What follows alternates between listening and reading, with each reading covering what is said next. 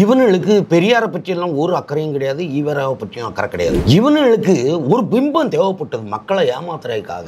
அது ஒரு உணர்ச்சி புலம்பு மாதிரி. பெரியாரை பேசிட்டா ஈவராவை பேசிட்டா உடனே எல்லாரும் கொதிச்சு எழுந்துற மாதிரி. அந்த டைவர்ஷன் டாக்டிக்ஸ்ங்கிறது அவன் ஆட்சியில் இல்லாத போதும் இருக்கும். ஆனால் ஆட்சி அதிகாரத்தில் இருக்கும்போது கம்ப்ளீட் மெஷினரியை ஆட்சிக்கு வந்த உடனே மொத்த கை வச்சதே சீஃப் செக்ரட்டரி. திராவிடத்தை ஒரு ஒட்டுமொத்தமாக ஒழிக்கணும்னா அவரால் மட்டுமே சாத்தியம் கிடையாது. சென்னையில் ஜோசப் விஜய்க்கு வச்சிருக்க ஸ்கூலு சிபிஎஸ்இ ஸ்கூலு, அதில் 3 மொழி கற்றுக் கொடுக்குறான். மேடையில் நான் பாசிசம் பாயாசம் பேசுறான். இப்ப பிறக்கிற குழந்தை 3 லட்சம் ரூபாய் கடனோட பிறகு. இந்து கோயில்கள், இந்து கோயில் சொத்துக்கள், இந்து கோயிலோட சேர்ந்த நிறுவனங்கள், இன்ஸ்டிடியூஷன்ஸ் அத்தனையும் முழுமை அந்த திருட்டு கூட்டத்திடம் இருந்து விடுவிக்கப்படணும். முதல்ல கடவுளை காப்பாற்றணும், அப்புறம் கடவுள் நம்மளை காப்பாற்றணும். இடி ரைடு வீட்டுக்கு போயிருக்கும் போது ஜட்டில உச்சா போனார். தப்பு செய்து மடியில கனம் இருந்துட்டுன்னு அவன் பயப்படாம இருக்கவே முடியாது. அதுக்கு பிறகு அந்த விஞ்ஞானத்துல அந்த ஊழலை கொண்டு போனதுடைய பங்கு பொன்முடிக்கு பெரிய பங்கு உண்டு. கவர்மெண்ட் எம்ப்ளாயிஸ் இப்ப இருக்காங்க இல்லையா, கொதிச்சு போயிருக்காங்க. ஒரு டிரான்ஸ்ஃபருக்கு 10 லட்சம் ரூபாய் ஒரு டீச்சருக்கு.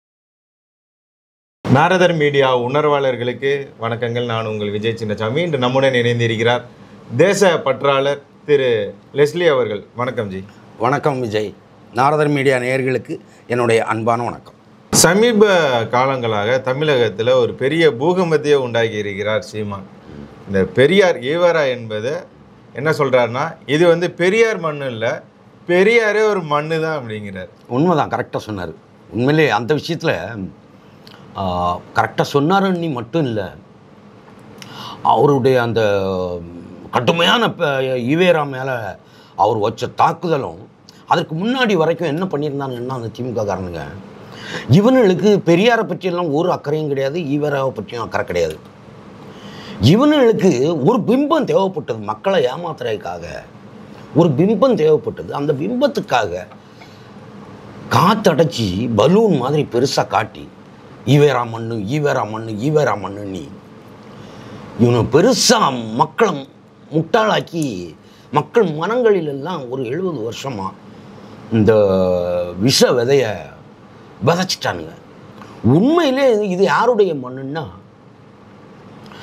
இது சேர சோழ பாண்டிய மன்னர்களுடைய மண்ணு, ராஜாக்களுடைய மண்ணு, இது நாயன்மார்களுடைய மண்ணு, இது ஆழ்வார்களுடைய மண்ணு, இது சித்தர்களுடைய மண்ணு. எத்தனை சித்தர்கள், எவ்வளவு ஆன்மீக பெருமக்கள். இது திருவள்ளுவருடைய மண்ணு, இது கம்பனுடைய மண்ணு, இது இளங்கோவடிகளுடைய மண்ணு, இது திருமூலருடைய மண்ணு, இது வள்ளலார் பூமி. எத்தனை இது தாய்மான ஒரு பூமி. எவ்வளவு பெரிய பெரிய மக்கள். தேவர் பெருமானுடைய மண்ணு, காமராஜருடைய மண்ணு. இது பெரியாருடைய மண்ணு கிடையவே கிடையாது. இந்த பயலுக அவனுள்ள நிலைநிறுத்தி கொள்ள ஒரு பிம்பம் அந்த நேரத்தில் தேவைப்பட்டது. அதுக்கு இந்த பெரியார் நிற்று அதை வச்சு மக்கள் மனங்கள் எல்லாம் ஒரு விஷ விதைய ஆழமாக ஊனிட்டானுங்க. அது என்னன்னா, அது ஒரு உணர்ச்சி புலம்பு மாதிரி. பெரியாரை பேசிட்டா ஈவேராவை பேசிட்டா உடனே எல்லாரும் கொதிச்சு எழுந்துற மாதிரியும்.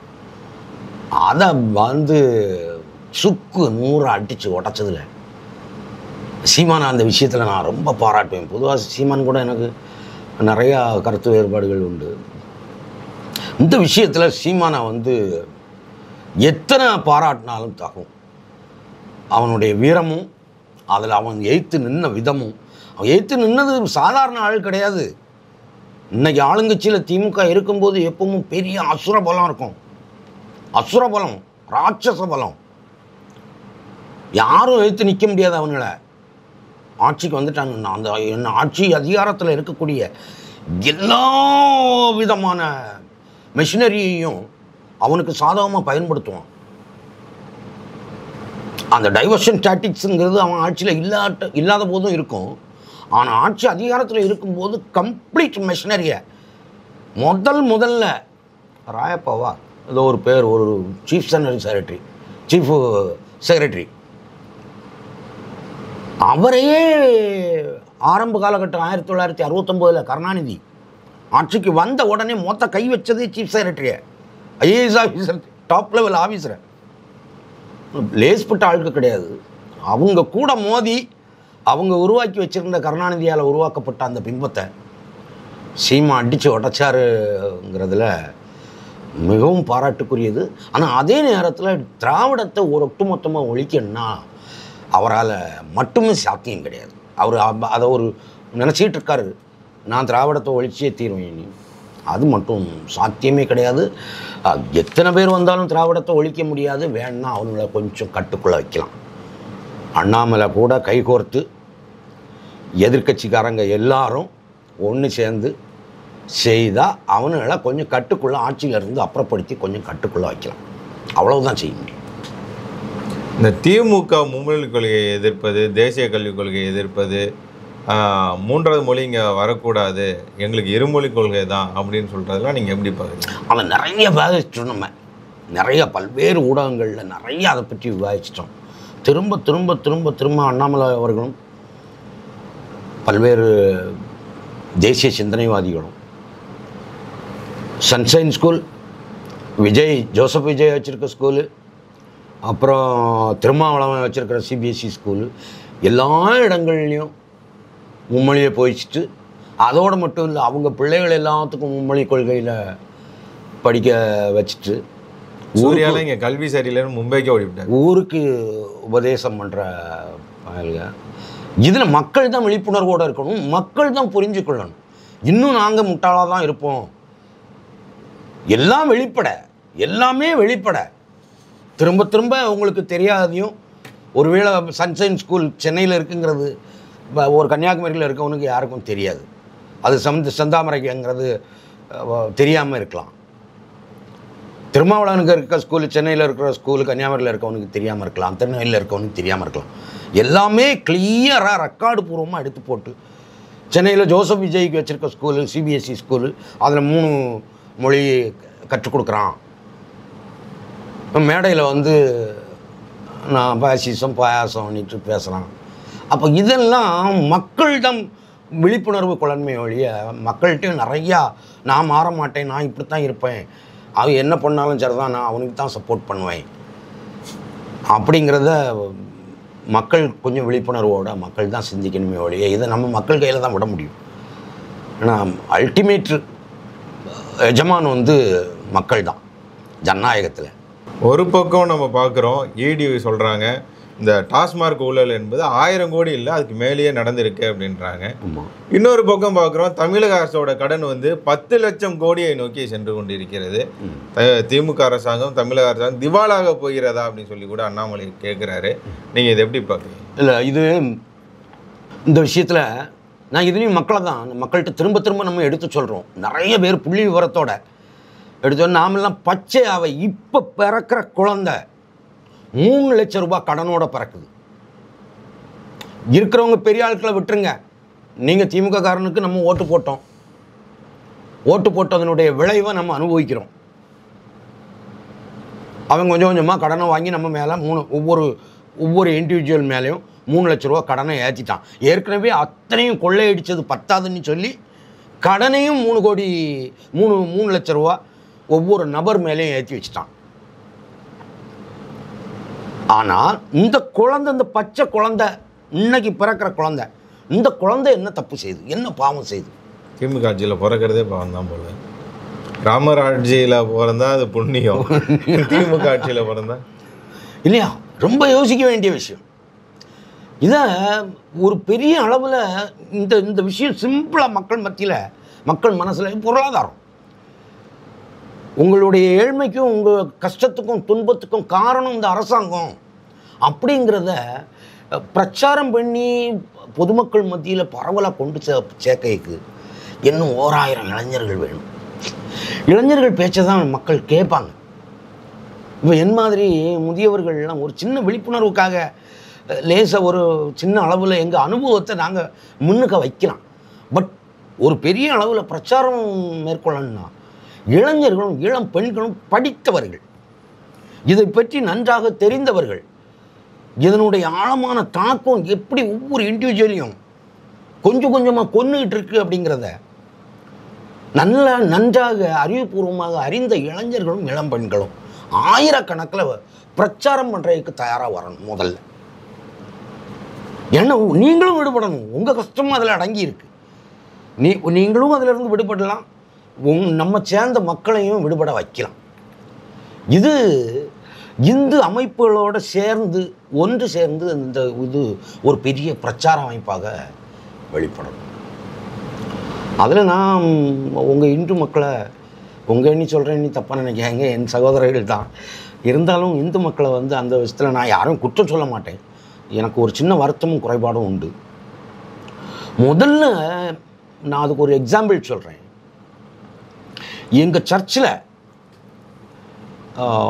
ஒரு அனௌன்ஸ்மெண்ட்டு ஃபாதர் சொல்லுவார், நம்ம சர்ச்சுக்கு இன்றைக்கி ஒரு 2 மைக்கு தேவைப்படுது, நமக்கு குறைபாடு இருக்குது, அல்லது பழசு பழுதாயிட்டு புதுசு வாங்கணும், அல்லது நமக்கு 10 இல்லை இன்னும் 2 வாங்கணும், அல்லது போட்டிருக்க அந்த எலக்ட்ரிக்கல் ஃபேன் ஏதோ கோயிலில் சர்ச்சில் இருக்கக்கூடிய இல்லை ஏதோ பழுதாயிட்டு அல்லது வேறு மாற்றணும், ஏதாவது ஒரு அனௌன்ஸ்மெண்ட்டை சொன்னால் 2 கேட்டால் 6 வரும், 3 மடங்கு அதிகமாக வரும் ஸ்பான்சர்ஸ் உடனே சொன்ன மாத்திரத்தில். ஆனால் அது எதன் நிமித்தமானா அந்த மதத்தின் மீது, அந்த ரிலீஜியன் மீது அந்த மக்கள் வச்சிருக்கிற பற்று. ஆனால் நம்ம இந்து மக்கள் மத்தியில் அந்த பற்று எனக்கு பெருசாக இருந்த மாதிரி தெரியலை.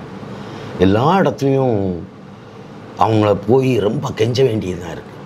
பணம் வச்சுருக்க தனவான்கள் இந்துக்கள்கிட்ட போய் ஒவ்வொரு விஷயத்துக்கும் பெருசாக போய் கெஞ்சி, அந்த விஷயத்தில் நாமெல்லாம் ரொம்ப பெருமையாக சொல்லுவேன். இல்லை, இதுலேயும் பார்த்தீங்கன்னா உண்டியலில் போய் செயினை போடுறது, தங்கத்தை போடுறது எல்லாம் அது நான் அதை சொல்லித்தான் வர்றேன். நான் அதை சொல்கிறதுக்கு தான் வர்றேன். தமிழ்நாட்டில் இன்றைக்கி ஒரு பொலிட்டிக்கல் மாற்றம் எப்படி வரணுமோ அதே மாதிரி சேம் பேரலாக இந்து கோயில்கள், இந்து கோயில் சொத்துக்கள், இந்து கோயிலோடு சேர்ந்த நிறுவனங்கள், இன்ஸ்டிடியூஷன்ஸ் அத்தனையும் முழுமை அந்த திருட்டு கூட்டத்திடமிருந்து விடுவிக்கப்படணும். அது முதல்ல கடவுளை காப்பாற்றணும், அப்புறம் கடவுள் நம்மளை காப்பாற்றுவார். நீ கடவுளை எங்களை காப்பாற்று, நான் ஒன்றை காப்பாற்ற மாட்டோம்னா இது மியூச்சுவல் தான். கடவுளை நான் காப்பாற்றணுன்னா கடவுள் என்னையும் காப்பாற்றுவார். அது கொஞ்சம் அதுவும் பெரிய அளவில், ஒரு பெரிய அளவில் இந்த அமைப்புகள்லாம் இன்றைக்கி தனித்தனியாக பிரிஞ்சு கிடக்கிறத எல்லோரும் ஒரு கூட்டமைப்பை உருவாக்கி, இந்து முன்னணி, விஸ்வ இந்து பரிஷத்து, அகில பாரதிய வித்யார்த்தி பரிஷத்து, இனி இந்து மக்கள் கட்சி தமிழ்நாட்டில், இன்னும் பல்வேறு அமைப்புகள் இந்து மதம் சார்பாக இருக்குது. அவங்களுக்குள்ள ஒரு கூட்டமைப்பை உருவாக்கிட்டு அதுக்கு அமைப்பு ரீதியாக நிறையா பயிற்சியாளர்கள் தேவைப்படுது. பயிற்சியாளர்களை உருவாக்கணும். ஒரே நாளையில் நடக்கிற காரியம் கிடையாது, வருஷக்கணக்காக ஆகும். எப்படி இந்த திராவிட கூட்டத்தை 70 வருஷமாக அவங்க விதைச்சிருக்கிற விதை அந்த மக்கள் மனசில் நஞ்சாக போய் இருக்குதோ, இதை எடுத்துறது ஒரே நாளையிலையோ ஒரே வருஷத்துலையோ எடுத்துட முடியாது. படிப்படியாக கொஞ்சம் கொஞ்சமாக அப்படி தான் எடுக்க முடியும். செய்யும். திமுகவில் இருக்கக்கூடிய எல்லா அமைச்சர்களை விட, ஏன் முதலமைச்சரை விட முக்கியமான ஒரு அமைச்சர் இருக்கிறார், அது செந்தில் பாலாஜி. எல்லாத்துக்கும் தெரியும், தமிழ்நாட்டில் ரொம்ப ஃபேமஸ் ஆகிட்டாரு. ஆமாம், இந்தியாவிலேயே ஃபேமஸ் ஆகிட்டார். இந்திய அளவில் அவர் ஃபேமஸ் ஆகிருக்காரு. பாஜக அரசாங்கத்தினால அவர் இந்திய அளவில் ஃபேமஸ் ஆகிட்டார். அவர் என்ன சொல்றாருன்னா, ஆடு உள்ள வரவும் முடியாது, வெளியே போகவும் முடியாதுங்கிறாரு. ஒரு இஸ்லாமிய நிகழ்ச்சியில் கலந்துக்கிட்டு தலையில குல்லா போட்டுக்கிட்டு ஒரு திமுக அமைச்சர் இந்த மாதிரியான கருத்தை முன்வைக்கிறார். மறைமுகமா அண்ணாமலையை ஆடு உள்ள வரவும் முடியாது, வெளியே போக முடியாது. இது ஒரு மிரட்டும் தோணியில கூட இருக்கு. இதை நீங்க ஏற்கனவே ஒரு ஆட்டுக்கு அண்ணாமலையோட ஒரு முகைமூடு போட்டு கண்டிப்பா இதை நம்ம பேசணும். முக்கியமான விஷயம். இப்போ இந்த செந்தில் பாலாஜி தான் திரு அண்ணாமலை ஐபிஎஸ் அவர்கள்ட்ட அவர் ஏதோ ஒரு வாட்ச் விரும்பி வாங்கி கட்டியிருந்தாருன்னுட்டு வாட்ச் பில்லை கேட்டார். அவரும் அண்ணாமலையும் பில்லையும் காட்டி எல்லா விளக்கங்களையும் கொடுத்துட்டு கொஞ்ச நாள் ஆகல, அதுக்குள்ள இடி ரைடு வீட்டுக்கு போயிருக்கும்போது ஜட்டியில் உச்சா போனார், பேண்டில் உச்சா போனார் இல்லையா? பேண்டில் உச்சா போனாரா இல்லையா? அது வேர்த்திருக்கும்.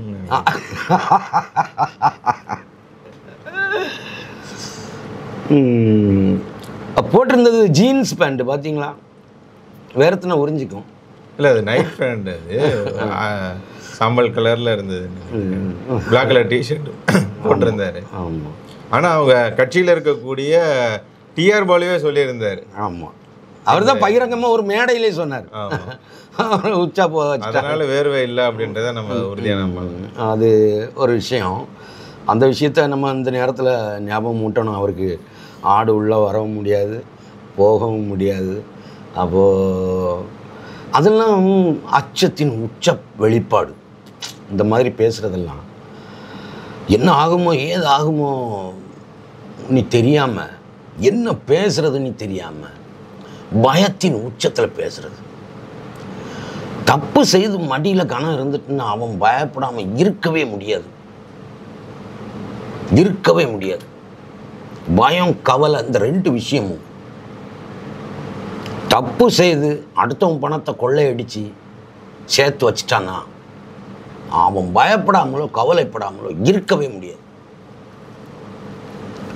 ஒன்று அவனுக்கு தானாக அட்டாக் வரும், இல்லைன்னா அவன் கூட இருக்கவனுங்களே அவனுக்கு அட்டாக் வர வைப்பானுங்க. இதுதான் யதார்த்தம். செந்தில் பாலாஜி தப்பவே முடியாது, தப்பவே முடியாது. எந்த காரணம் கொண்டும் தப்ப முடியாது. அதையும் அண்ணாமலை தெளிவாக சொல்லிச்சார். தப்பவே முடியாது.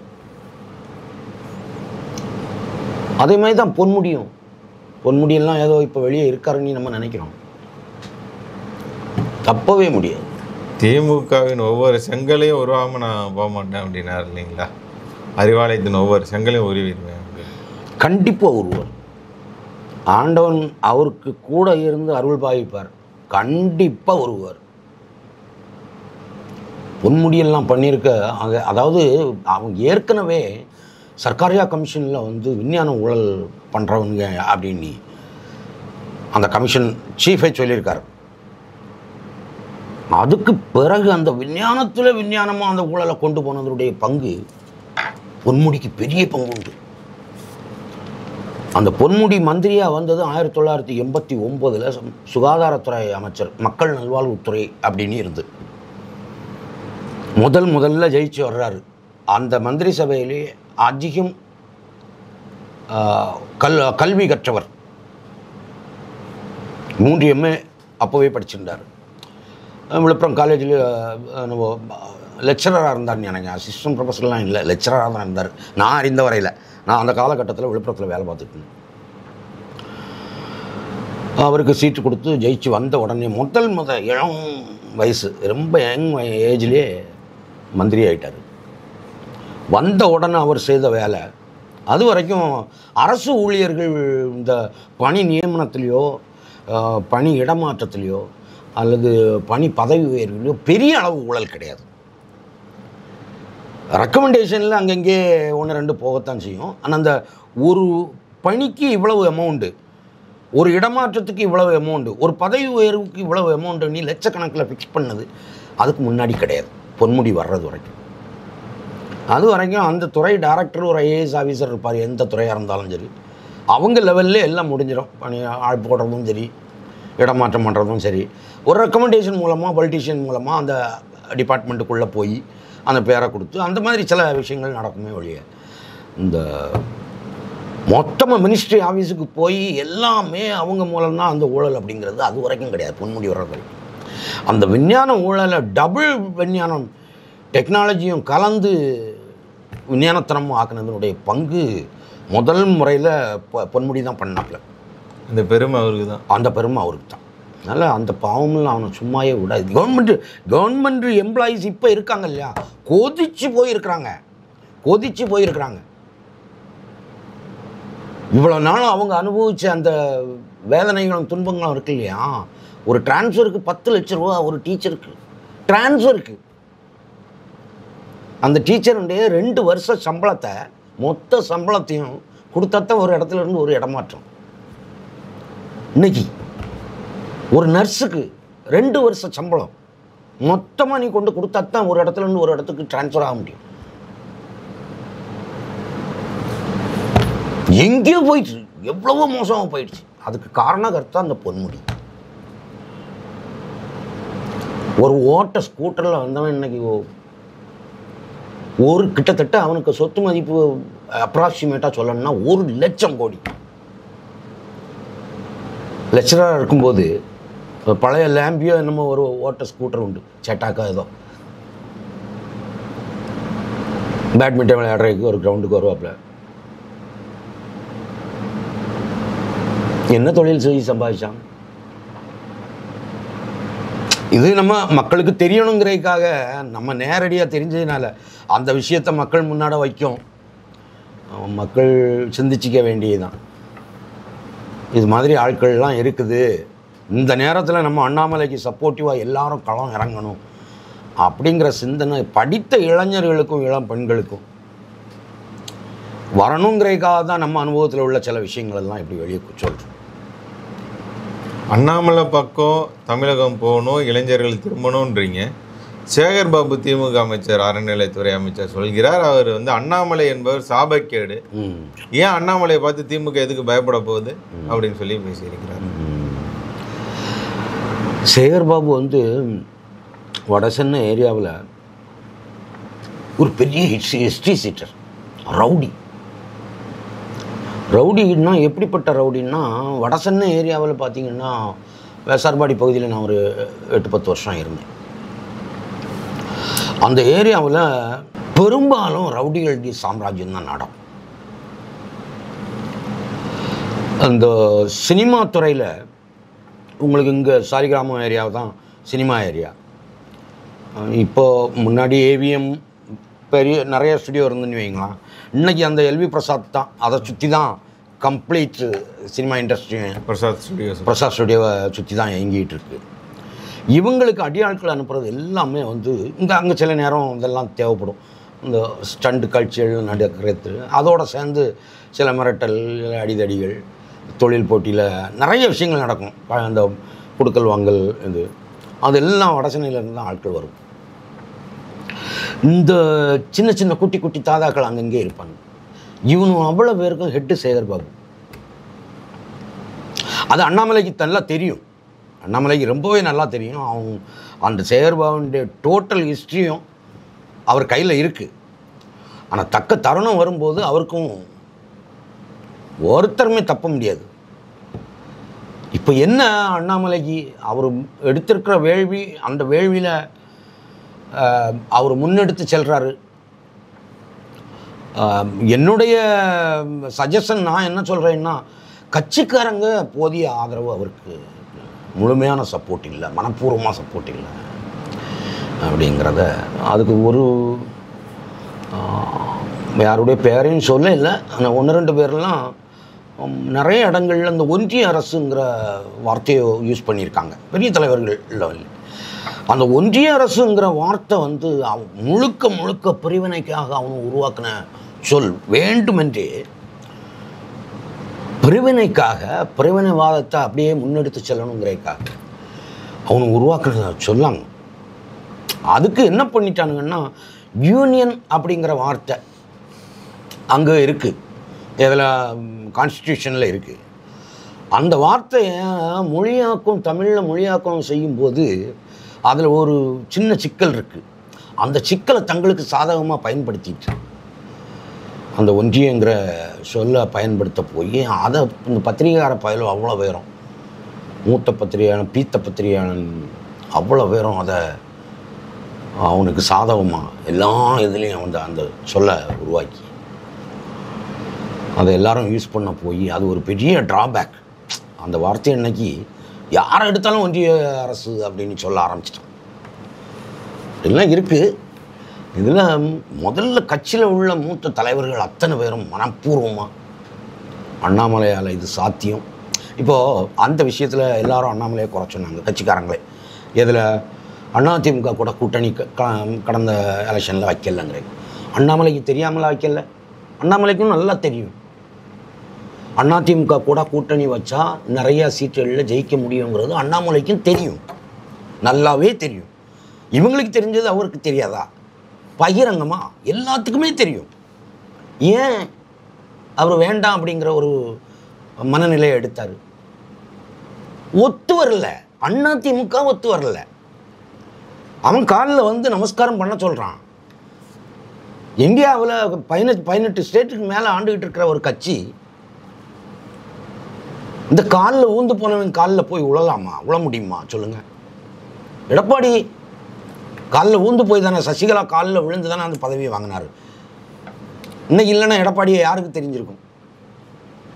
அவன் காலில் போய் விழுந்து, அதுதான் காரணம். எல்லாமே அண்ணாமலைக்கு தெரியும். நல்ல கூட்டணி வேணுங்கிறதும் தெரியும். இப்பவும் அவருக்கு தெரியும் கூட்டணி பலப்படணும், இன்னும் கொஞ்சம் நல்ல கூட்டணி ஸ்ட்ராங்காக வச்சா தான் வரப்போகிற அடுத்த எலெக்ஷனில், அடுத்த வருஷம் வரப்போகிற எலெக்ஷனில் எல்லாமே அவருக்கு தெரியும், தெரியாதில்லை. அதுக்காக தான் சார்ந்திருக்கிற கட்சியை கொண்டு யார்கிட்டையும் அடகு வைக்க முடியுமா? அதுவும் ஒரு தேசிய கட்சியை, இந்தியா முழுவதும் ஆண்டுகிட்டு இருக்கிற ஒரு கட்சியை கொண்டு அடகு வைக்க முடியுமா? இவங்க ஒரு 5 பேருக்கு எம்எல்ஏ போஸ்ட்டோ எம்பி போஸ்ட்டோ வேணுங்கிறதுக்காக அது அவர் செய்ய வேண்டியதை கரெக்டாக செய்திருக்கிறாரு. இன்னைக்கு தமிழ்நாடு முழுவதும் 234 தொகுதியிலையும் நிற்கிறதுக்கு பாரதிய ஜனதா கட்சி சார்பில் தலைவர்கள் ரெடி, கேண்டிடேட் ரெடி. நேற்று வரைக்கும் கிடையாது, 10க்கு மேலே தொகுதியில் நிற்கிறதுக்கு ஆள் கிடையாது. நேற்று வரைக்கும் 10 எம்எல்ஏ தொகுதிக்கு மேலே இங்கே கூப்பிட்டாலும் வரமாட்டான் யாரும். இன்றைக்கி அப்படி இல்லை, போட்டி போட்டு நான் வரேன்ட்டு ஒரு லெவலுக்கு வந்துட்டான். இனி கூட்டணியை அவர் கரெக்டாக அமைப்பார். அவருக்கு தெரியும் இவங்க எல்லாரும் அவருக்கு லேசாக சப்போர்ட்டிவாக இருந்தாங்கன்னா எந்த இடத்துல எப்படி காய நகர்த்தணும், பாலிட்டிக்ஸு, இவங்களுக்கெல்லாம் தெரியாத பாலிட்டிக்ஸ் எல்லாம் படிச்சு தான் வந்திருக்கார். அவர் இன்டர்நேஷ்னல் அளவுக்கு போய் லண்டன்லேயும் போய் படிச்சுட்டு வந்துட்டார். நாங்கள் சமீபத்தில் செங்கோட்டையில் வாஞ்சிநாதனுக்கு வாழ்ந்த இடங்கள்லாம் ஒரு சின்ன ஸ்டடி பண்ணிவிட்டு அப்படியே எங்களுக்கு பொதிகை மலை மேலே ராமநதி உற்பத்தி ஆகிற அந்த உயர்ந்த உச்சி ஸ்தானத்தில் இருந்து ஒரு சின்ன உரையாடல் பண்ணுறதுக்கு ஒரு வாய்ப்பு கிடச்சி நான் அப்போ வாங்க சொல்லுவேன். 2 விஷயம். ஒன்று, இது ஜனநாயகமாக இல்லை, பணநாயகமாக இருக்குது, கருப்பு பணநாயகம். இதை மாற்றணும். இதை மாற்றாமல் திமுகவை ஒன்றுமே பண்ண முடியாது. 2வது, அந்த எலெக்ஷனில் தோல்விக்கு மெயின் காரணம் சரியான கூட்டணி இல்லாதது. இந்த கூட்டணியை இன்னும் கொஞ்சம் பலம் பொருந்தியதாக ஆக்கணும். அதை லண்டனுக்கு போயிட்டு வந்த பிறகு இந்த 2 விஷயத்தையும் அண்ணாமலை கண்டிப்பாக உன்னிப்பாக கவனிப்பார். 3வது, நான் இன்னொரு விஷயத்தையும் சொல்லியிருந்தேன், கள்ள ஓட்டு போடுறது. அரசு ஊழியர்கள் கள்ள ஓட்டு போடுறது, பூத்தில் இருக்கக்கூடிய ரிட்டர்னிங் ஆஃபீஸர்ஸ்ன்னு சொல்லுவோம் இல்லையா, அவங்க கள்ள ஓட்டு போடுறது, அது ஒரு பிரதான இஷ்யூ. அது நேற்று வரைக்கும் திமுகவுக்கு சாதகமாக இருந்து இன்றைக்கி எல்எம்எஸ் திமுகவுக்கு சாதகமாக கண்டிப்பாக போகாது. ஏன்னா அவ்வளவு கடுப்பில் இருக்காங்க. அதுதான் அவங்க தைரியமாக சொல்கிறாங்க, நான் உன்னை எதிர்க்கட்சி வரிசையில் உட்கார வச்சே தீர்வேன். அரசு ஊழியர்கள் அவ்வளோ கான்ஃபிடென்ட்டாக சொல்கிறதுக்கு காரணம் அது. நான் என் காதால் கேட்டிருக்கேன். ஒரு எலெக்ஷனில் ஜெயலலிதா அம்மையார் தோத்தாங்க, ஒரு தவறான கெட்ட வார்த்தையும் பேசி அச்சம்பாரு, 400 ஓட்டு போட்டேன், நான் 50 ஒரு இந்த டீச்சர்ஸு எலெக்ஷன் பூத்து இது வேலைக்கு போயிட்டு வருவாங்க இல்லையா,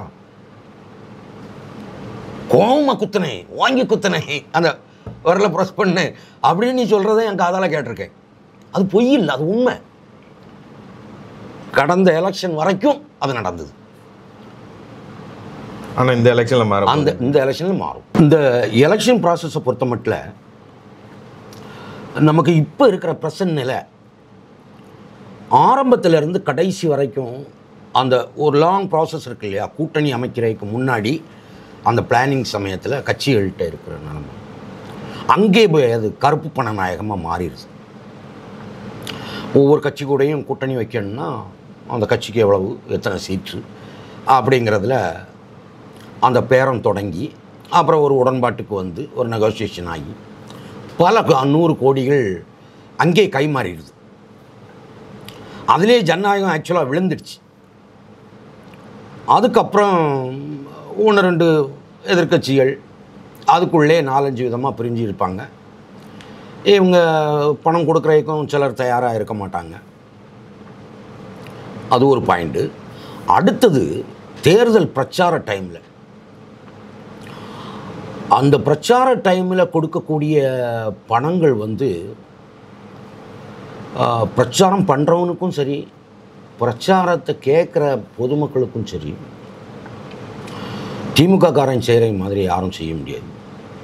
பணத்தை அள்ளி வீசணும், பல நடிகர்களை கூட்டிகிட்டு வருவோம், மக்களை எங்கே வரைக்கும் எப்படியும் வெஹிக்கிள் வச்சு அதுக்கு பிரியாணி போட்டு சாராயம் வாங்கி கொடுத்து மது பாட்டில் வாங்கி கொடுத்து கூட்டுவோம். அங்கேயும் ஜனநாயகம் செத்துடுச்சு. 3வது, எலெக்ஷன் வாக்களிக்க மக்கள் செல்வதற்கு ஓரிரு தினங்களுக்கு முன்பாக தெருவாக ஏஜென்ட்னா அவங்க ரவுடிகள் தான். அவ்வளோ திமுக ரவுடி கூட்டம். அந்த ரவுடி கூட்டம் மூலமாக தான் அந்த பணம் பட்டுவாடா நடக்கும். சாதாரண ஆட்கள் மூலமாக, அப்பாவி மக்கள் மூலமாக நடக்காது. கொடுத்துட்டு வீடு வீடாக கொண்டு பணத்தை கொடுத்துட்டு, மக்களும் இப்போ வர அந்த ப்ராசஸில் வந்து ரொம்ப தெளிவாயிட்டாங்க. எப்படியாவது பணம் வரும், இல்லைன்னா எதிர்பார்த்து காத்திருக்கிற அளவுக்கு ஆயிடுச்சு. அங்கேயும் ஜனநாயகம் செத்துடுச்சு. இவன் பணத்தை கொடுத்துட்டு அதோட சும்மா இருக்க மாட்டான். அவன் அந்த பணம் வாங்கின வீடுகளில் இருந்து ஒவ்வொருத்தனும் வந்து வாக்களிக்கிறது வரைக்கும் வாட்ச் பண்ணிகிட்டே இருக்கும். ஏன் வாட்ச் பண்ணுறான்னா, முன்னாடி மாதிரி இல்லை. இப்போ பூத் வாரியாக எத்தனை வாக்குகள் வந்திருக்கு என்னென்னங்கிறத கிளியர் டீட்டெயில் தெரியும். அவன் பணம் கொடுத்த ஒரு வீட்டில் ஓட்டை மாற்றி போட்டிருந்தா க்ளீனாக கண்டுபிடிச்சிடுவான். அடுத்து அவனுக்கு என்னென்ன கொடுக்கணுமோ அந்த பரிகாரமெல்லாம் நடக்கும். அதனால் பயந்து போய் மக்கள் பணத்தை வாங்கிட்டாங்கன்னா யாரும் மாற்றி போடுறதே இல்லை. ஒன்று, அதில் 2 விஷயம் இருக்குது. ஒன்று, நம் மக்கள் மத்தியில் இயல்பாகவே அந்த அது என்ன சொல்கிறது, ஒரு தர்ம உணர்வு, நியாய உணர்வு, ஒரு அறம் சார்ந்த உணர்வு. பணத்தை வாங்கிட்டா திருப்பி மாற்றி போடக்கூடாது அப்படிங்கிற அந்த தார்மீக உணர்வு இருக்குது.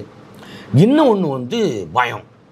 இந்த 2ம் கலந்த பிறகு அந்த வாக்கு அவனுக்கு தப்பிக்கவே செய்யாது, எங்கேயும் போகாது. 3வது, வாக்கு அளிக்கிற இடத்துல இதுநாள் வரைக்கும் என்ன சூழ்நிலை இருந்ததுன்னா, திமுக காரனுக்கு முழுக்க சாதகமாக அந்த அரசு ஊழியர்களும் ஆசிரியர்களும் பூத்தில் வேலை பார்க்குறவங்க, பல்வேறு தரப்புப்பட்ட மக்கள் வாக்களிக்கைக்கு வர்றாங்க. அதில் உடல் ஊனமற்றவர்கள் நிறைய பேர் வருவாங்க. அவங்கள ஒரு கேட்டகரியாக எடுத்துக்கிறான். கண்ணு தெரியாமல், காது கேட்காமல், அந்த மாதிரி. 2வது, ரொம்ப வயோதிக வயது அப்படியே நடத்தி கூட்டிகிட்டு வருவாங்க, கூட்டிகிட்டு போகிறாங்க. அது 3வது, சரியான விவரம் தெரியாமல் ஒரு பதட்டத்தோடு வந்து வர்றாங்க இல்லையா. இந்த 3 மக்களையும் ரொம்ப க்ளீனாக பயன்படுத்தி அந்த பூத்தில், அதில் நிறைய டெக்னிக் இருக்குது. இந்த விவரம் தெரியாமல் வர மக்களை எப்படியெல்லாம் ஏமாற்றுவாங்கன்னா, எல்லாம் கையெழுத்தெல்லாம் வாங்கிடுவாங்க, மையெல்லாம் வச்சுருவாங்க, போங்கம்பாங்க. அதுக்கு முன்னாடி அவங்க ஒரு பட்டனை அமுக்குனா தான் அங்கே நம்ம ஓட்டு போலாகும். அந்த பீப் சவுண்டும் வரும். அதை சரி போங்கம்பாங்க. அங்கே போன உடனே அவன் பதட்டத்தில் பட்டனா அமுக்குங்க, பட்டனை அமுக்கிட்டு இவர் வந்துடுவார். பீப் சவுண்டு வராது. அதுக்கு பிறகு அதை இவங்க யூஸ் பண்ணிப்பாங்க. இந்த மாதிரிலாம் பல்வேறு விதமான இதெல்லாம் இருக்குது கடந்த காலங்களில். இந்த வருஷம் அது நடக்காது நிச்சயமாக. ஏன்னா அரசு ஊழியர்கள்லாம் கொந்தளிச்சு போய் இருக்காங்க. அதனால தான் அவங்க சேலஞ்ச் பண்ணி சொல்கிறாங்க, ஸ்டாலின் ஒன்னே எதிர்கட்சி சேரில் உட்கார வைப்போம் கேரண்டியாக. அவங்க சேலஞ்ச் பண்ணி சொல்கிறதுக்கு காரணம் வந்து அதுதான், அவங்க கையில் தான் இருக்குது. 2வது, கூட்டணி பிரதானமானது. அதுக்கு பணம் தான், கள்ளப்பணம் தான், கருப்பு பணம் தான் பிரதானமாக விளையாடுது. ஆனால் அண்ணாமலை நிச்சயமாக அதுக்கு ஒரு பிளான் வச்சுருப்பார், கண்டிப்பாக வச்சுருப்பார்.